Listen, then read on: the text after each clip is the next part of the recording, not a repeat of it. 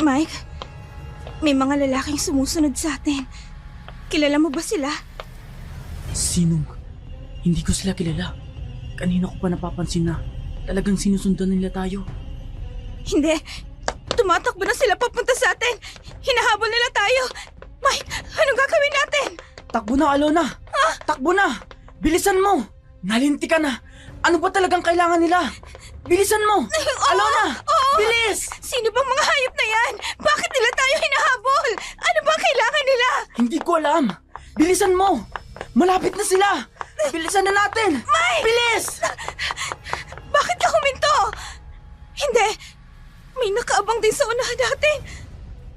Wala na kayong mapupuntahan. Na-corner na namin kayo. Kayo na ang bahala sa lalaki yan. At ako naman ang bahala sa babaeng ito. Oh, ang ganda mo. Ang ganda mo sa malapitan. Hindi! Alona! Alona! Bitawan niyo ako! Ano ba? Ano bang kailangan niyo sa amin? Mike! Alona! Bitawan niyo ako! Mike, tulungan mo ako! Ikaw ang kailangan namin.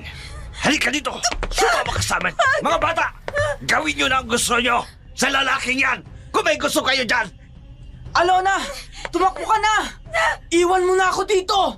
Tumakbo ka na, Alona! Mike! Tumakbo ka na! Mike! Hayop kayo! Bitawan niyo ako! Hindi ako sasama sa inyo! Huwag ka nang pumalag! Sumama ka na sa amin! Mike!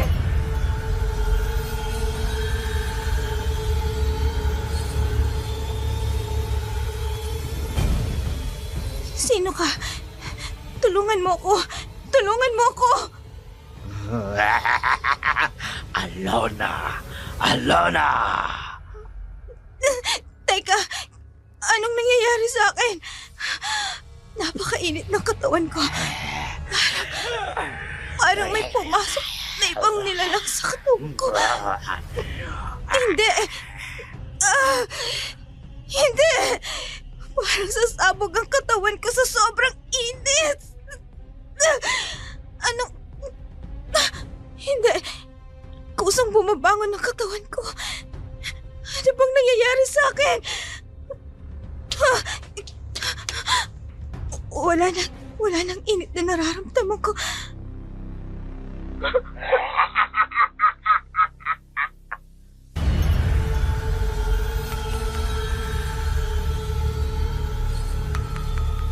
Kumusta mga kauragon?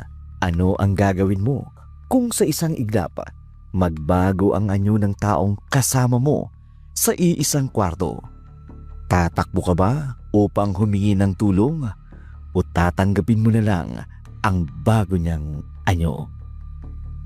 Isang napapanahong karanasan ang aming iparirinig sa inyo. Kwento ng pang-aabuso at paghihiganti at wagas na pag-ibig. Ito ay hango sa totoong karanasan na nangyari sa liblib na bayan ng Sorsogon.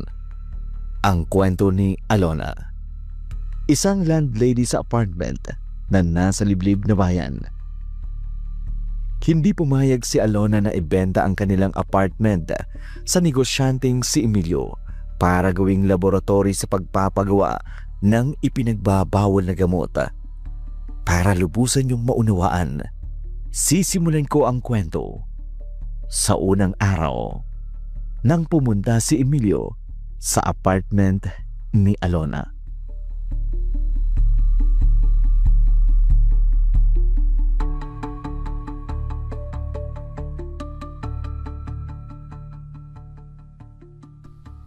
Kahit ano po ang sabihin niyo, Sir Emilio, hindi na magbabagong pasya ko. Hindi ho namin ibebenta tong apartment. Dugo at pawis ang ginugol ni Itay. Maipundar lamang to. Tapos mapupunta lang sa wala. Wala bang mapupunta sa wala ang sinasabi mo, Alona? Hindi masasayang ang pinagpagura ng itay mo. Ang totoo, pagagandahin ko pa ito. Bakit hindi na lang ho kayo humanap ng mas maganda rito? Yung talagang ibinibenta ng may-ari. Hindi ho katulad nito na may nagmamay-ari na. Ay, maghanap na lang ho kayo ng iba. Kung ito ho sasabihin ko ho sa inyo, wala ho kayong mapapala rito. Hindi ka maaagrabyado sa presyong ibibigay ko sa inyo, Alona. Mapupunta kayo sa kahit saan nyo gusto. Pwede kayo magsimula ng gusto ninyong negosyo. Mawalang galang na po, Mr. Buenavista. Pero naiintindihan niyo naman siguro ang sinasabi ni Alona. Konting respeto naman sana. Kaya nga ako nakikipag-usap na maayos sa inyo, Wilma. Dahil iginagalang ko kayo. Kahit paano'y may pinagsamahan naman kami ng yumao mong asawa nung nagtatrabaho pa siya sa munisipyo. Alam ko, dahil kayo ang nakaupong mayor ng mga panahon na yon. At nang namatay siya, habang nangangampanya kayo noon, kayo ang gumastos sa pagpapalibing sa kanya. Salamat naman at naalala pa ninyo. At dahil roon, kaya labis-labis ang pagrespeto ko sa inyo. Wilma, Alona. Kung nire-respeto niyo ho kami, igalang niyo pong desisyon namin.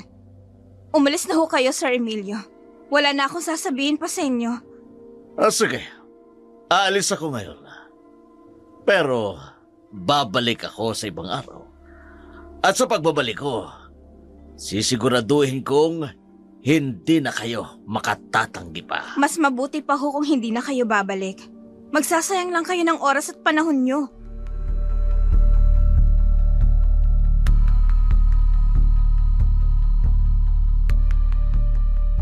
Hindi maganda ang tingin ni Emilio sa mag-inang Alona at Wilma nang umalis ito kasama ang armadong tauhan.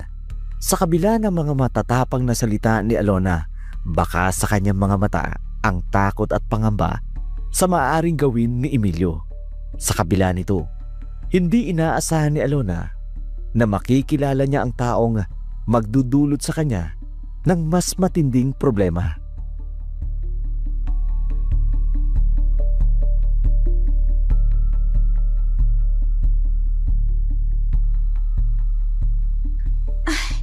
Akala ko ba, sasamahan mo sa doktor yung mama mo para magpa-check up? Bakit pumasok ka pa rin? Tumawag kasi kagabi si Ate Lisa. Day off niya raw ngayon. Kaya sasamahan niya lang si Mama. Ayaw kasi ni ate na nag-a-absent ako sa klase. Alam mo, napakaswerte mo. Meron ka kasing kapatid na laging umaalalay sa'yo. Sarap siguro sa pakiramdam, no? Lalo na kung proud pa siya sa mga achievements mo. Hindi naman. Nagkataon lang talaga na walang pasok si Ate Liza. At saka, namimiss niya na rin daw si Mama. Yun na siguro ang pinakabanding nila. Sa bagay, may punto ka. Sandali. Kilala mo ba yung lalaking yun? Sinong lalaki? Yung nasa kabilang dulo nitong pasilyo. Naka-sunglasses na itim at nakasombrero pa. Hindi pa naka-uniforme. Siya ba? Baka yan yung transferee na sinasabi ni Bernie. Nako, na-expel daw yan sa pinapasukan niyang college sa Albay. Kung tamang narinig ko. Anak daw yan ni Emilio Buenavista, yung dating mayor sa kanilang bayan. Kaya pala. Hindi nakakapagtaka kung ma-expel at naka-blacklist siya sa lahat ng eskwelahan. Nako, papunta siya rito sa kinaroroonan natin. Oo nga, baka may hinahanap siya. Mukhang naliligaw siya dito sa campus eh. Hi. Transfer ako rito. Pwede ba magtanong sa inyo? Saan ba rito yung engineering department? Ha? Doon sa kabilang building, second floor. Naroon ang faculty ng engineering. Salamat. Nga pala, ako si Edward. Ikaw, anong pangalan mo, miss? Ako si Alona.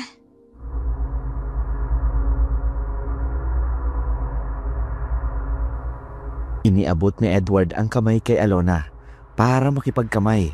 Ngunit hindi ito pinansin ng dalaga. Sa halip ay hinila nito si Mike sa braso at dumiretso sa paglalakad. Naiwan si Edward na tila ba isang bagay na di napapansin ng mga estudyanteng dumaraan. Walang kamalay-malay si Alona. Yun pala ang simula ng panggugulo ni Edward sa kanyang buhay.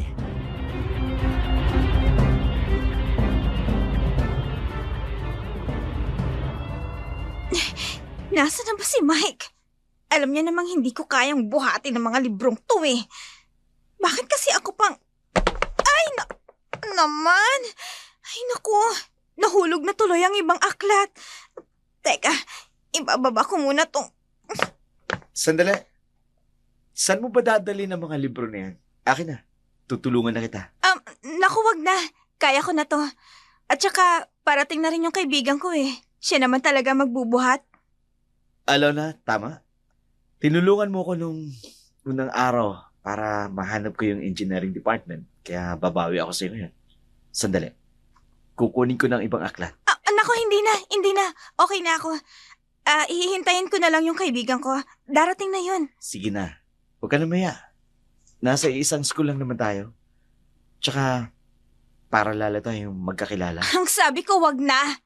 Hindi mo kailangan bumawi dahil hindi kita sinisingil. At saka hindi ko kailangan ng tulong mo. Dahil may kasama ako. Ayan na pala siya, oh. Alona! Alona, ano bang nangyari? Bakit nagkalat sa sahig ang mga libro?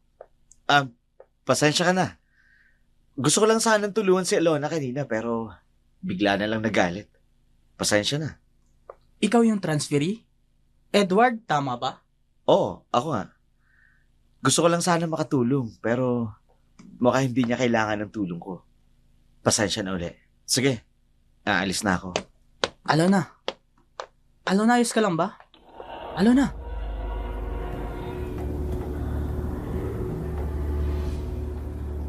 Sandaling natahimik si Alona dahil sa nangyari. Mariing pinagmasdan ito sa Edward habang papalayo. Natauhan na lamang ang dalaga nang tapikin ito sa mukha ng lalaki. Ngunit sa tulong ni Mike, naging kalmado si Alona sa pag-aakalang maayos din ang lahat. Subalit, isang pangyayari ang hindi inaasahan ni Alona.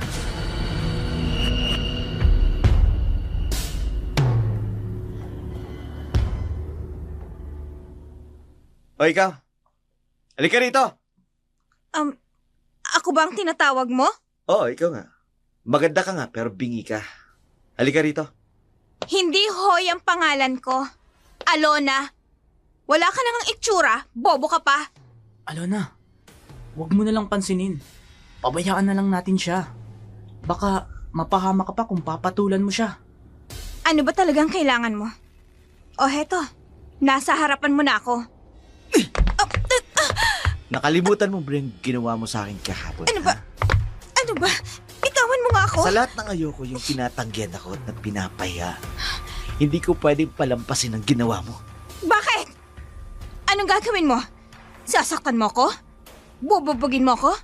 Katulad ng mga ginawa mo, kaya na-expelled ka sa dating pinapasukan mo?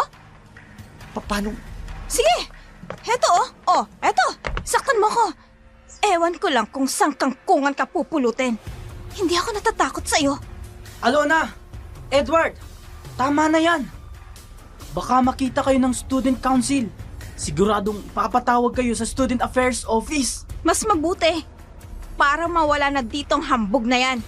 Puro yabang. Wala namang utak.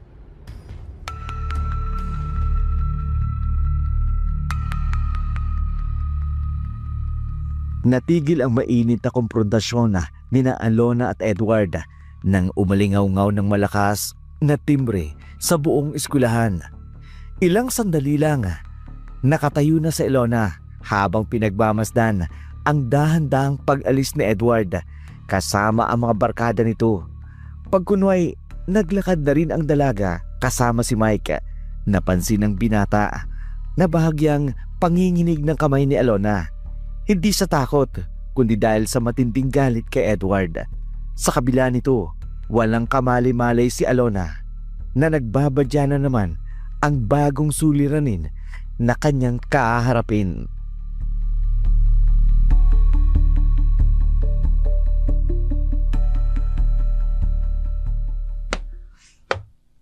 Magandang araw sa iyo, Alona. Naalala mo ba ang sinabi nung huli tayo nag-usap? Wala ho akong amnesia para hindi maalala. Ano ngayon sa inyo kung bumalik kayo? Wala naman. Pinapakita ko lang naman sa iyo na kapag sinabi ko ay ginagawa ko. Ayaw ko namang sabihin na wala akong isang salita. Hindi ko ho alam kung kayo ang may amnesia. Dahil hindi yata nyo naalalang sinabi ko nung huli tayong mag-usap. Na kahit na bumalik kayo ng ilang daang beses, walang magbabago sa desisyon ko. Sinabi ko na sa inyo, babalik ako, di ba? At eto, naririto ako sa harapan mo.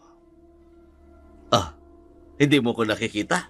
Hindi ka nakapagsalita. Eto ako sa harapan mo. At sasabihin ko ulit sa inyo, hindi nyo kami madadaan sa halaga ng pera ninyo. Matagal na sa amin ang apartment na to. At hindi kami papayag na gagamitin nyo to sa masasamang gawain nyo.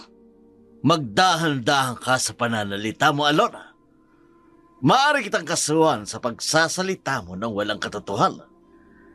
Pero hindi ko ito gagawin sa'yo dahil makikipagkasundo ka naman sa akin, di ba? Di ba?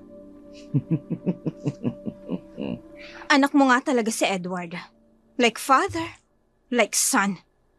Napakataas ng tingin sa sarili. Pero ang totoo, may masama kayong intensyon kung bakit nyo to ginagawa. Magkakilala na pala kayo ng aking uniko iho. Hindi ba mas mapapadali kung magkakasundo tayo, Alona? Kapag hindi kayo umalis, kayo ang kakasuhan ko. Panghaharas yung ginagawa nyo.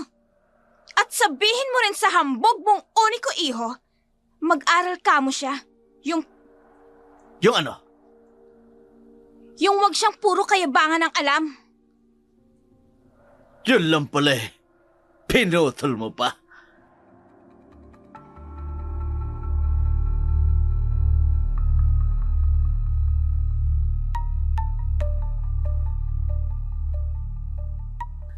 Nang marinig ni Emilio ang pagbabanta ni Alona, dali-dali nang lumakad ito paalis at mabilis namang sinundan ng kanyang mga tauhan.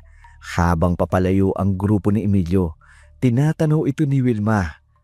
Noon ay nakaupo sa may pintuan ng apartment at nakamasid sa nakikipagmatigasang si Alona. Napailing na lamang ang matanda dahil sa ipinakitang tapang at lakas sa loob ni Alona sa harapan ni Emilio. Sa kabila nito, nag-aalala pa rin si Wilma sa maaaring gawin ni Emilio, lalo na't nalaman nito na kilala ni Alona ang kanyang anak na si Edward. Sa kabila nito, napapaisip pa rin si Wilma kung bakit ganun na lamang ang pagka-interes ni Emilio na bilhin ang kanilang apartment.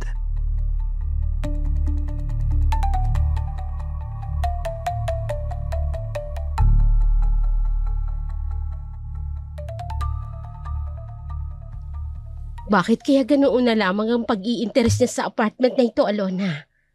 Ano ba talagang pinaplano niya? Negosyante si Emilio, Nay.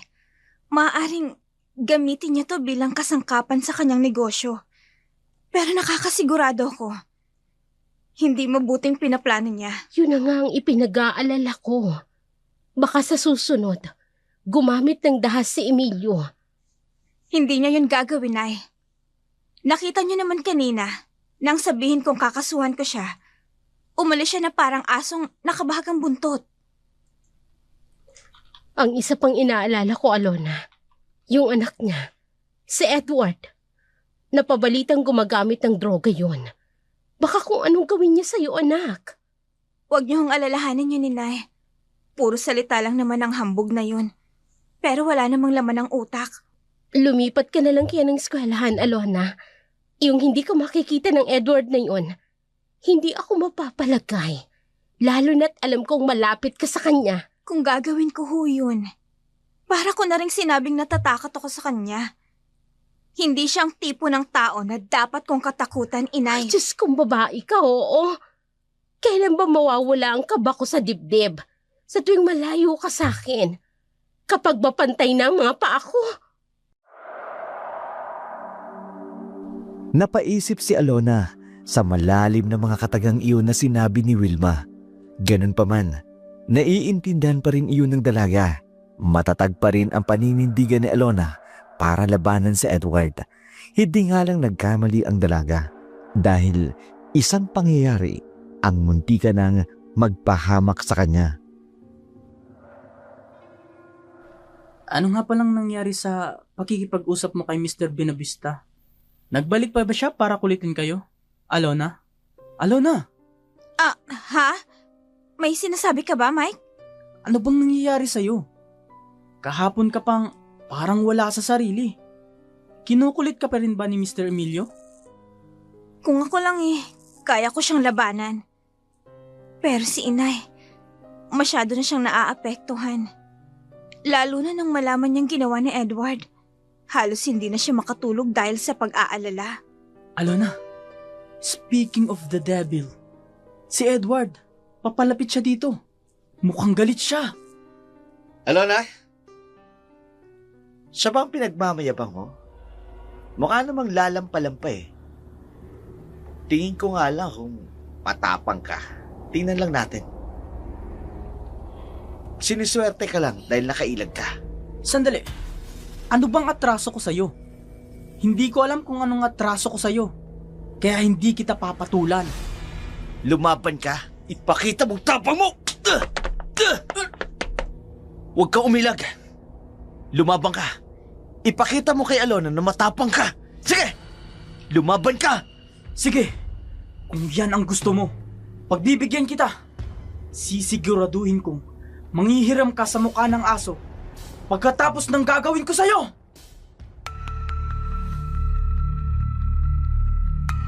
Agad na inundayan ni Mike ng sunod-sunod na suntok sa Edward sa mukha. Sa pagkabigla ni Edward, hindi nito nagawang gumanti sa bawat atake ni Mike dahil sa malakas din ang sipa na tumatama sa kanyang katawan. Nakakuha ng buwelo si Mike nang mahawakan at maitumba sa Edward. Saka muling pinaulanan ng malakas na suntok sa magkabilang pisngi nito. Inawat na lamang ni Alona si Mike nang makita ng dalaga ang sumisirit na dugo sa mukha ni Edward. Nakakilos na lamang sa Edward nang umalis si Mike sa pagkakaumbabaw nito sa kanya. Kaagad namang sumaklolo ang kasamang kaibigan ni Edward. Samantala, labis ang pag-aalala ni Wilma sa ginawang pamimilit ni Emilio sa gusto nitong mangyari.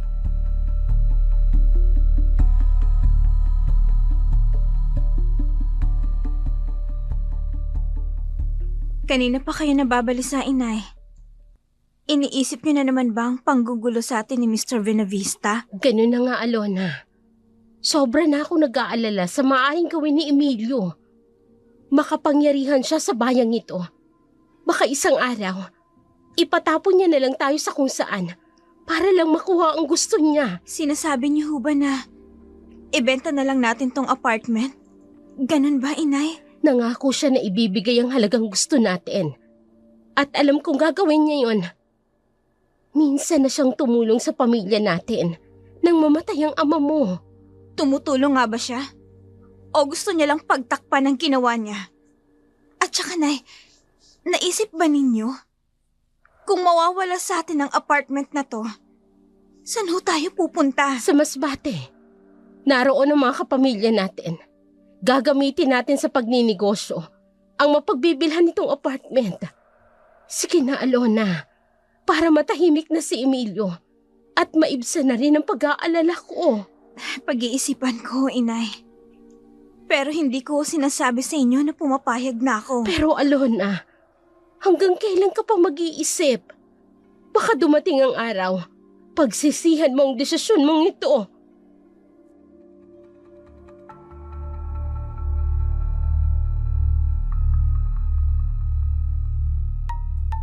Malakas pa rin ang paninindigan ni Alona sa kabila ng pakiusap ni Wilma. Baka sa mukha ng ina ang labis na pag-aalala dahil sa maaaring kahantungan ng mga desisyon ng dalaga. Ganun pa man, hindi pa rin mawala ang nararamdamang awa ni Wilma kay Alona dahil sa pagpapahalaga nito sa naiwan ng kanyang ama.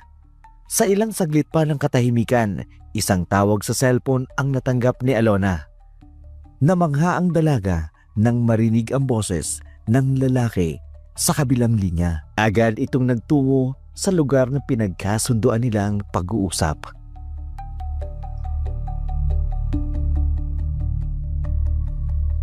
Bakit gusto mong dito tayo magkita sa restaurant? Mahal sa restaurant na to, hindi ba? Walang problema sa akin ang mga bagay na yun, Alona. Ang mahalagay, magkausap tayo ng sarilinan. Walang istorbo, walang ibang tao. Tayong dalawa lamang. Mukhang napakahalaga ng sasabihin mo sa akin, Mr. Vinavista. Ang tanga mo, Alona. Alam mo na ba kung anong ipinupunto ko, di ba? Matagal na kitang kinakausap. Hanggang ngayon ay nagbibingi-bingihan ka pa rin. Boss, eto na po yung pinahanda ninyo.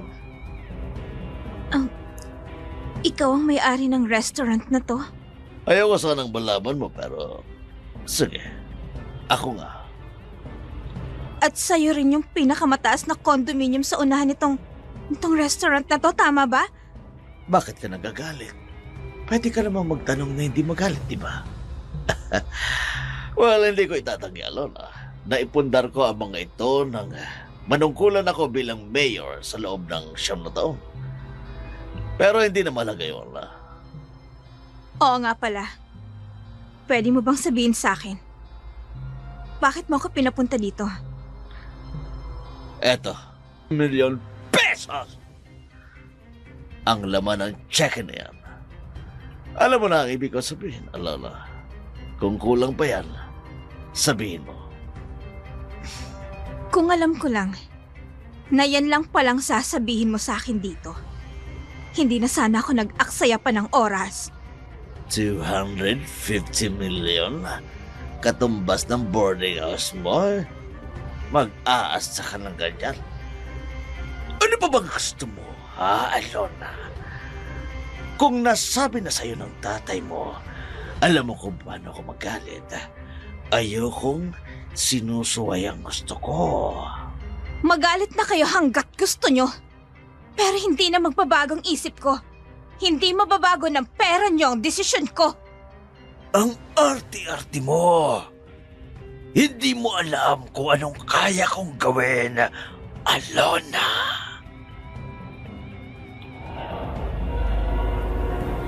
Sa tindi ng galit ni Emilio, inumbag ng malakas ang dalawang kamao nito sa mesa. Nanginginig ang mga labi dahil sa matinding galit niya sa dalaga. Nanlilisik ang mga matang nakatitig kay Alona. Hindi natinag ang dalaga sa bugso ng galit ni Emilio. Dahan-dahang tumayo sa kinauupuan ang dalaga habang nakatitig din ito kay Emilio at dire-diretsong naglakad palabas ng restaurant. Naiwan si Emilio. Nagngingit-ngit pa rin sa matinding galit.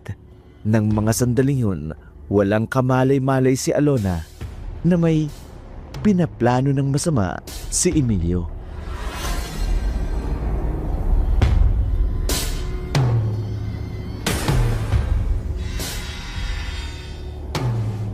O diba? Nakakagulat talaga. Kung bakit gano'n na lang siya kadesperado para pumayag ako.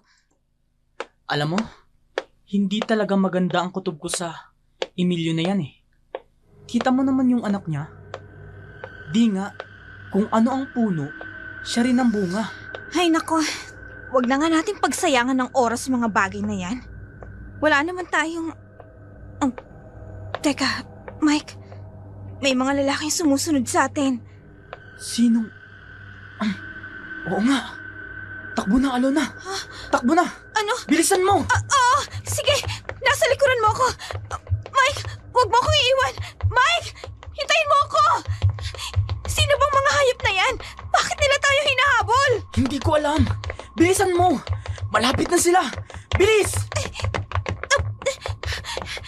Bakit ka huminto? Wala na kayong mapupuntahan. Na-corner na namin kayo.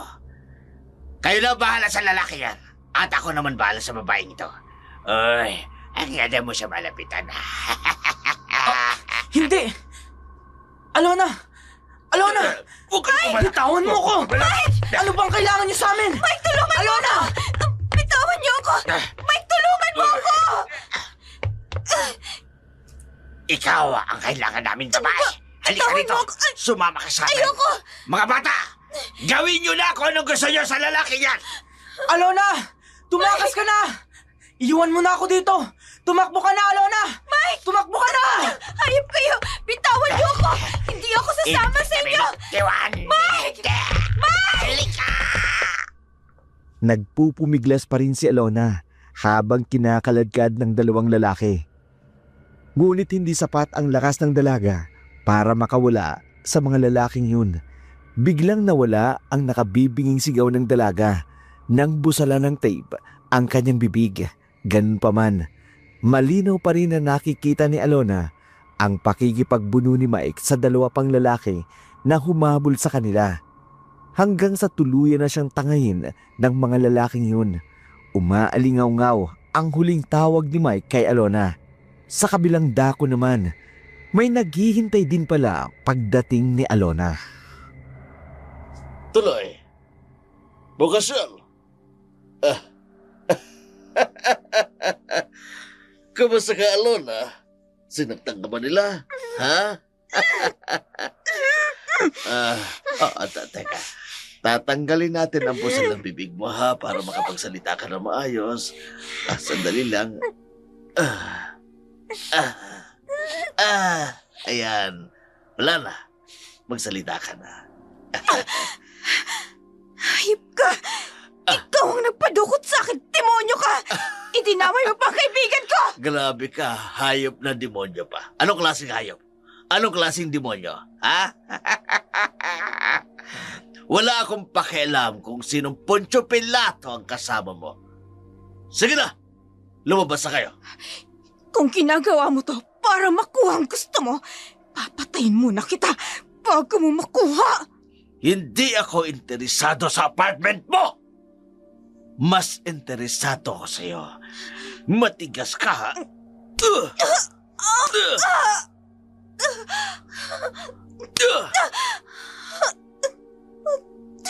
Huwag mo akong hawakan, hayop ka! Bitawan mo ako! Ano ba?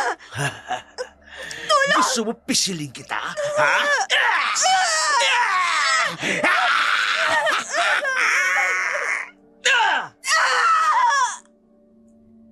Napasigaw si Alona nang sikmuraan ito ni Emilio. Namimilipit sa sakit na nakahandusay sa may paanan ni Emilio. Pinipilit na tumayo ang dalaga. Subalit wala ng lakas ang katawan nito hanggang sa tuluyan na itong manghina at mawala ng malay. Nakangisi na parang nauulol na aso si Emilio habang binubuhat ang walang malay na si Alona. Tiniyak pa ni Emilio na nakasarado ng mabuti ang pinto sa kanyang kwarto. Pagkunway, inihiga nito si Alona. At doon, sinimulang gawin ni Emilio ang pangahalay sa dalaga.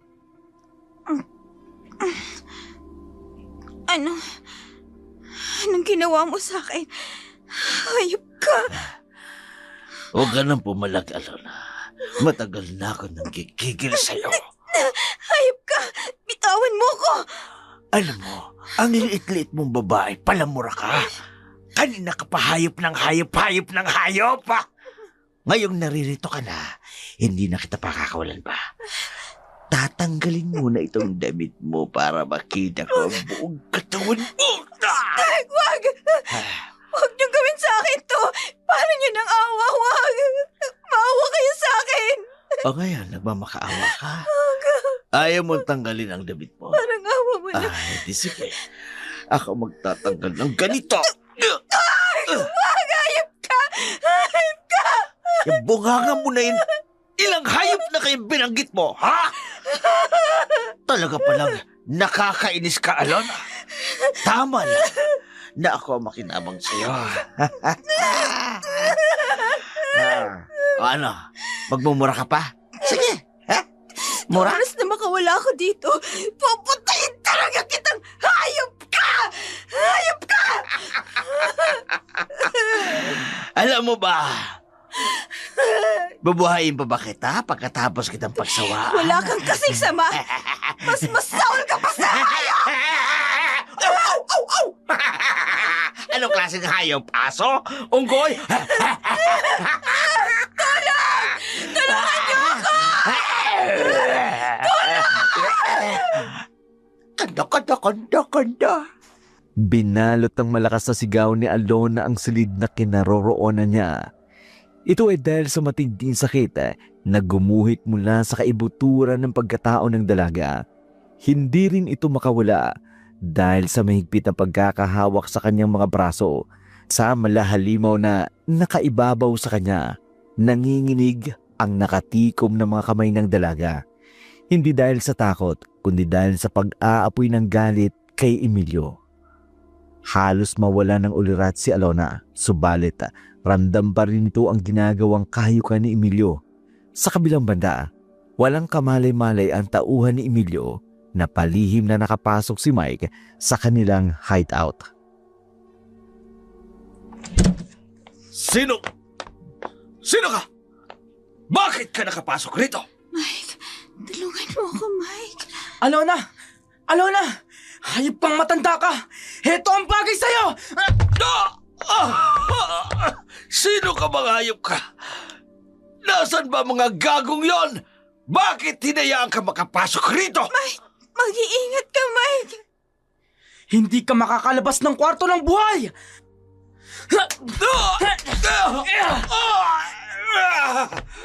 Alona! Halika na! Umalis na tayo dito! Bilis! Salamat dumating ka, Mike. Tayo na! Bilisan mo! Bago pa nila tayo maabutan! Saan kayo pupunta? Ikaw na hayop ka. May sapusa ka ba ha? At buhay ka pa rin? Edward, wala kaming atraso sa inyo. Palabasin mo na kami rito. Oo, ikaw. Pero ang lalaki yan, malaki ang atraso sa akin. Nang walang hiyang yan. Huwag mong idamay si Alona! Wala siyang kasalanan sa'yo! Ano pang hinihintay nyo? Patayin nyo na yan!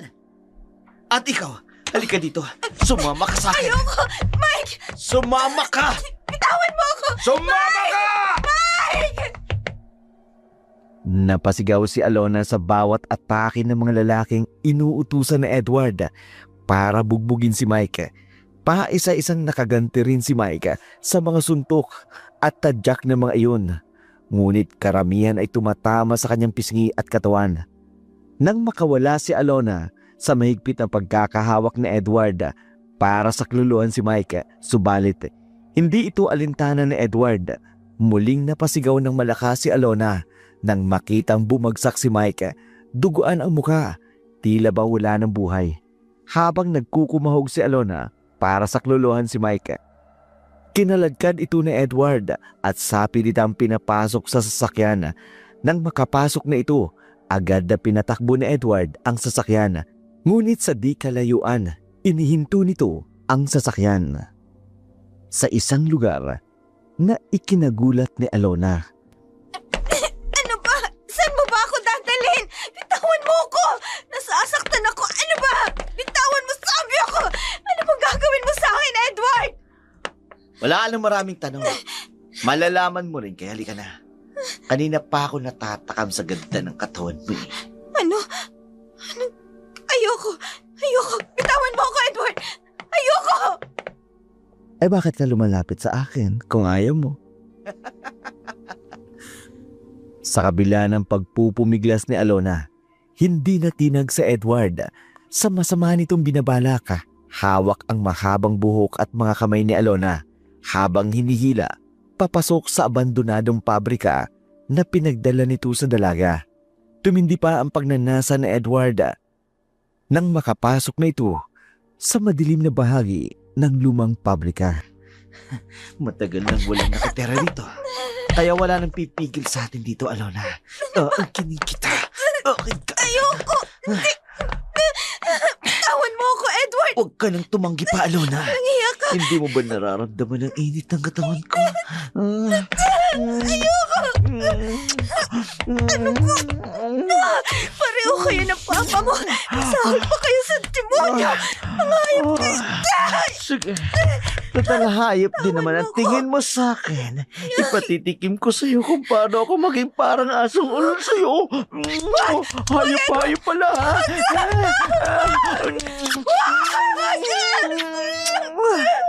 Lumaganap sa loob ng gusali ang sigaw ni Alona nang tuluyan na itong maangkin na Edward. Sigaw na tila ba wala ng pag-asang makaalpasa. Hindi maaninag ni Alona ang mukha ni Edward habang ginagawa niya ito, ang makamundong pagnanasa sa dalaga. Makalipas ang ilang sandali, umalis na si Edward.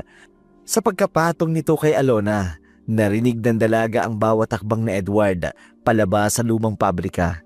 Bumalik sa loob ng sasakyan upang magpalipas ng oras nang may kumatok sa pintuan ng sasakyan.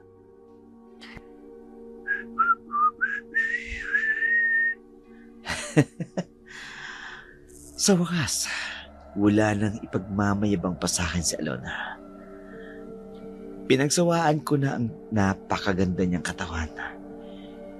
Hindi ko akalain na uuunahan pa pala ako ni Papa. Magpapahinga muna ako sandali dito sa loob ng aking sasakyan. Pagkatapos, iiwanan kita dito. Nasa liblib na lugar ang lumang gusali na ito. Kaya sigurado ako, walang makakapansin sa bangkay mo. Hanggang sa mabulok ka at kainin ng mga uod ang napaka-sexy mong katawan.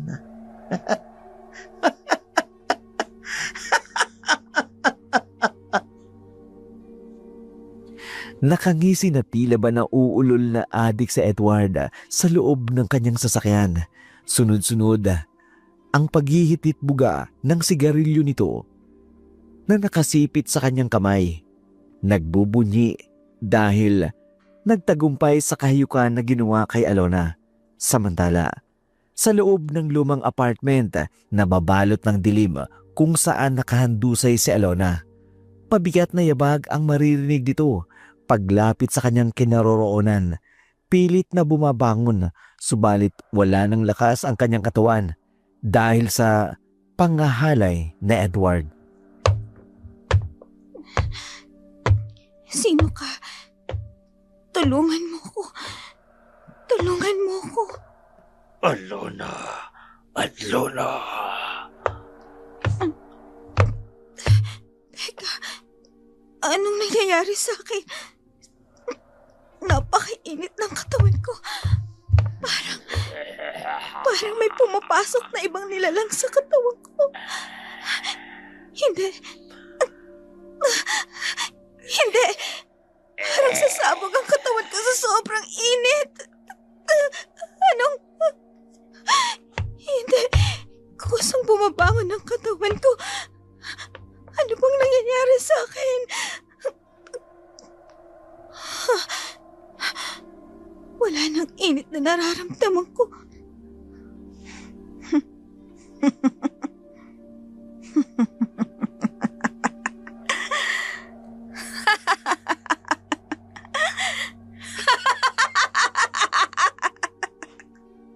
Nakakikilabot na tinig ni Alona matapos ang kakaibang nangyari sa dalaga. Pagkunway, dahan-dahang lumabas ng abandonadong gusali. Samantala, paalis na si Edward nang lapitan ito ng isang napakagandang dalaga. Hi! Gusto mo bang pumunta sa langit? Pwede mo akong sakyan papunta doon. Wow! Kapag sinuswerte ka nga naman, ha? Makakadalawa pa yata ako ngayong gabi. Ano? Titingnan mo na lang ba ang buo kong katawan? Parang hinuhubaran mo ko sa pagkakatitig mo. Hindi mo ba ako papapasukin sa sasakyan mo? Sige. Halika. Pasok ka. Pasensya na, ha? Ang ganda mo eh. Okay lang.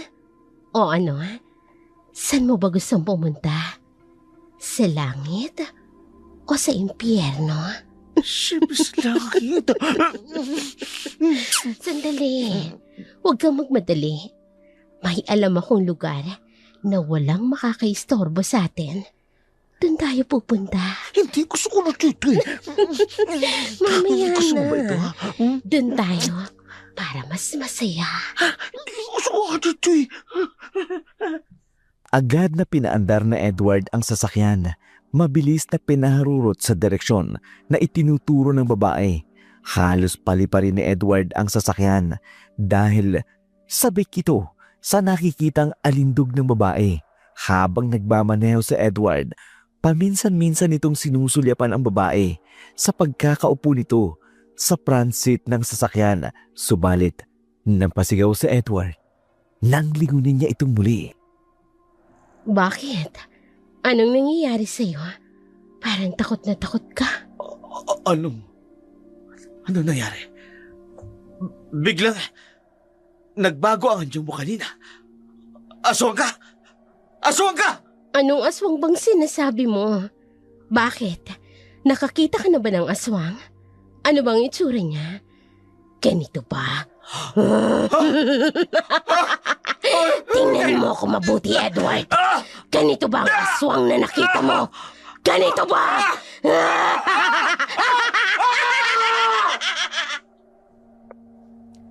Ang alindog na magandang babaeng nakaupo sa tabi ni Edward, isang nakakikilabot na halimaw. Nakausli ang matulis na pangil, nanlilisik ang mapupulang mga mata. Tinubuan ng mahabang kuko ang kamay at paa. Dahil dito, nagkukumahog palabas ng sasakyan sa Edward. Kitang-kita sa mga mata ng binata ang matinding takot. Nang makalabas ito ng sasakyan, nagmamadaling tumakbo palayo sa Edward. Ngunit napahinto ang binata nang makitang papalapit sa kanya ang kaninang aswang. Subalit ngayon ay napakagandang babae na nasa kanyang harapan. Saan ka pupunta? Iiwanan mo ba ako? Hindi ba gusto mong pumunta sa langit? Hindi. Ayoko na. Lumayo ka sa akin. Isang aswang. Halimaw ka! Hindi ako aswang. Ayun ang aswang sa sasakyan mo. Tingnan mo. Naroon siya. Ang pangit ng itsura, hindi ba? Kaya halika na. Sumama ka sa akin sa itaas. Doon mo malalasap ang tunay na langit. Hindi! Ayoko! Bitiwan mo ko! Hindi ako sasama sa'yo! Huwag ka nang pumalag, Edward. Ito ang gusto mo, hindi ba? Ang gusto ng papa mo. Matitikman nyo ng walang kasing sakit na kamatayan. Ano? Ikaw si Alona? At gumaganti ka sa ginawa sa'yo ni Papa? Hindi lang ang papa mo sisingilin ko. Isasama rin kita sa impyernong paglalagyan ko sa papa mo! Nagkukumahog sa Edward upang makawala sa mahigpit ng pagkakahawak sa kanya ni Alona. Ngunit tila ba walang silbi ang kanyang lakas upang makawala sa kapangyarihang bumabalot sa babaeng kumakaladkad sa kanya. Habang nakikipagmatigasan sa Edward, napasulyap ito sa kanyang sasakyan. Wala nang aswang na nasa loob. Nanlaki ang mga mata ni Edward nang makita ang aswang na siya namang kumakaladkad sa kanya. Pagbabayaran nyo kayo pang ginawa nyo sa akin! Ipapalasap ko sa inyo ang kakaibang klase ng kamatayan! Bitiwan mo ko! Hindi ako makahinga! Tama na! Alona! Bitiwan mo ko! Tama na! Bibigyan ko kayang magama ng pagkakataon makita bago nyo makilala si kamatayan!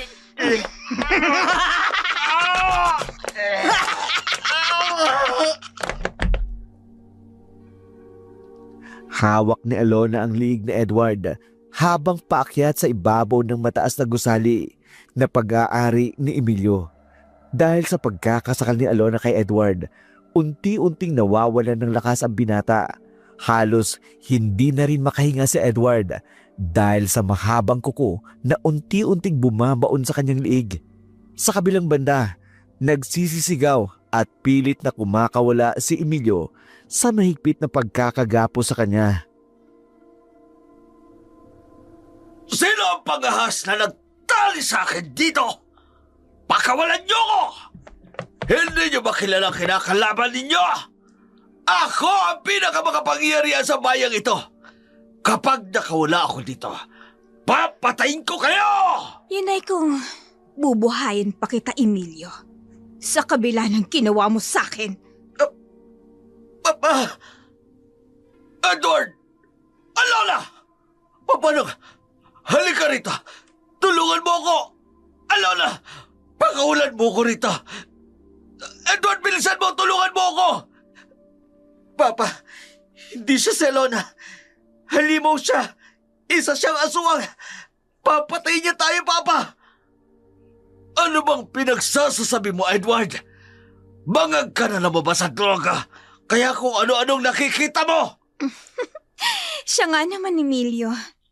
Pagkatapos akong pagsawaan itong adik mong anak, pagpibintangan akong aswang, Maniwala ka, Papa. Nalilang tayo ni Alona. Nasa ilalim siya ng kapangyarihan ng aswang. tumahimik ka! Edward, anak! Ngayong narito na ako sa harapan mo, Emilio. Aswang bang nakikita mo? Papa, lumayo ka sa kanya. Hindi siya si Alona. Alona! Anong nangyayari sa'yo't nanlilisik ang mga mata mo? At lumalabas ang matutulis mo mga pangil! Parang napakasarap ng dugo mo, Emilio. Anong gagawin mo? Ng pitik Alona! ng pulso mo sa leeg.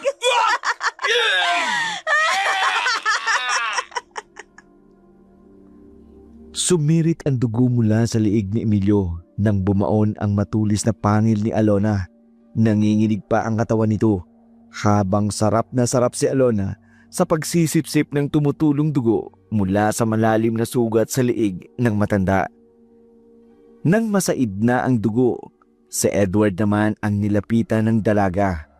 Habang nakahandusay ito sa di kalayuan, nanlaki ang mga mata ng binata dahil sa tumulo ang sariwang dugo sa bibig ni Alona. Tumindi pa ang takot ni Edward nang makitang unti-unting nagbabago ang buong anyo ni Alona. Anong nangyayari sa akin? Nararamdaman ko na naman ng matinding init sa katawan ko.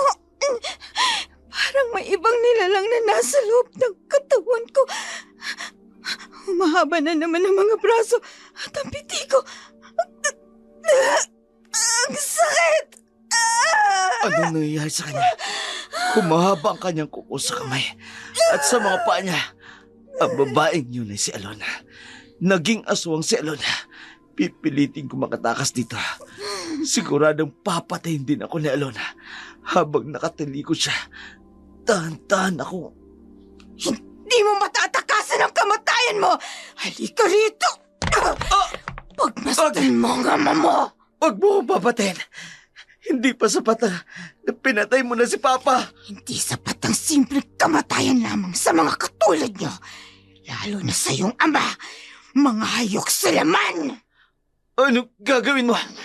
Bakit mo inuubaran si Papa? Patay na siya! Pinatay mo na siya! Huwag mong gagawin yan! Huwag! Halos bumaliktad ang sikmura ni Edward nang putulin ng matalim na kuko ni Alona ang pagkalalaki ni Emilio at pilit na ipinapasok sa bibig ng matanda kahit isa na itong malamig na bangkay. Nakakikilabot ang itsura ni Alona habang ginagawa niya iyon sa patay na katawan ni Emilio. Kasunod dito, binuwat ni Alona ang malamig na bangkay ni Emilio at inihulog mula sa tuktok ng gusali. Papa! Walang ka, Alona. Halimaw ka. Hindi pa ba sapat na pinatay mo siya? Binaboy mo pa ang katawan ni Papa! Mas masahol pa rito ang kamatayang ibibigay ko sa'yo! Halika rito! Anong gagawin mo sa akin? Bitiwan mo ko! Halimaw ka! Parang mas masarap ang dugo mo kesa sa iyong ama. Pero hindi ko kailangan ng dugo mo. Ito ang kailangan ko!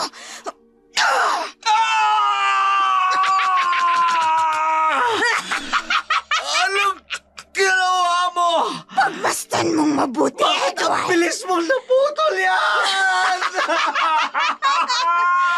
Pagmasdan mo!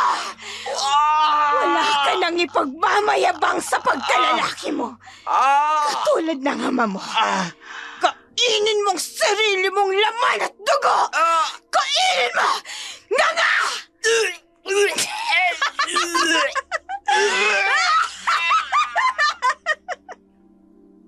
Halos mapatda ng hininga si Edward habang pilit na isinusubo ni Alona sa binata ang pumipintig-pintig pang pagkalalaki nito.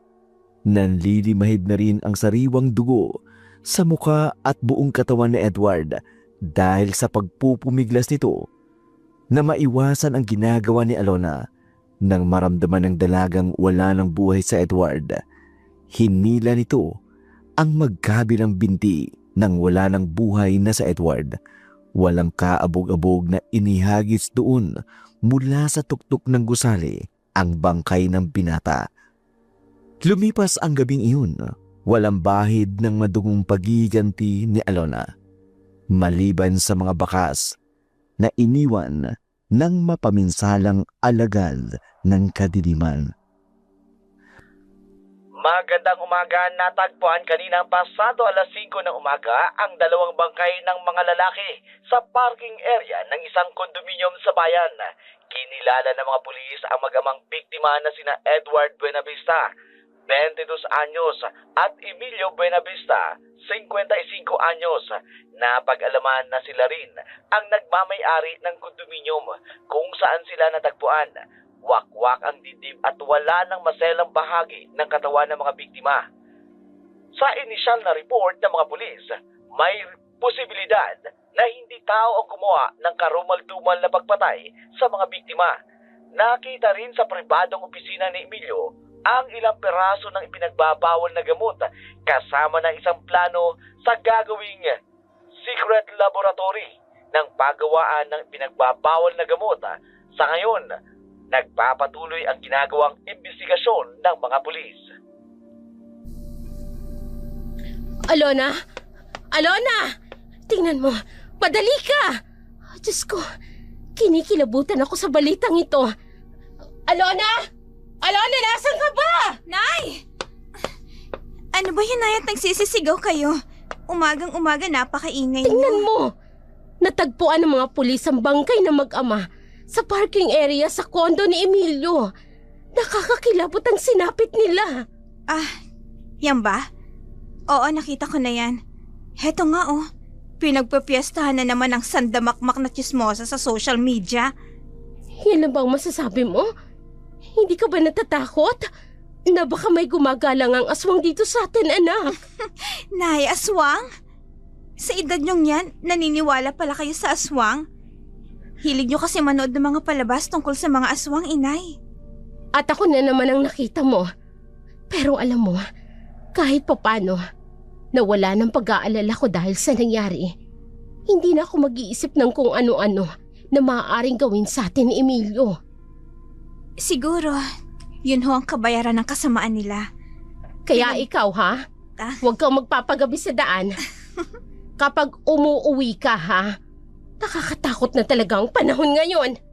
Huwag mo kalilimutan, Alona. Opo, inay.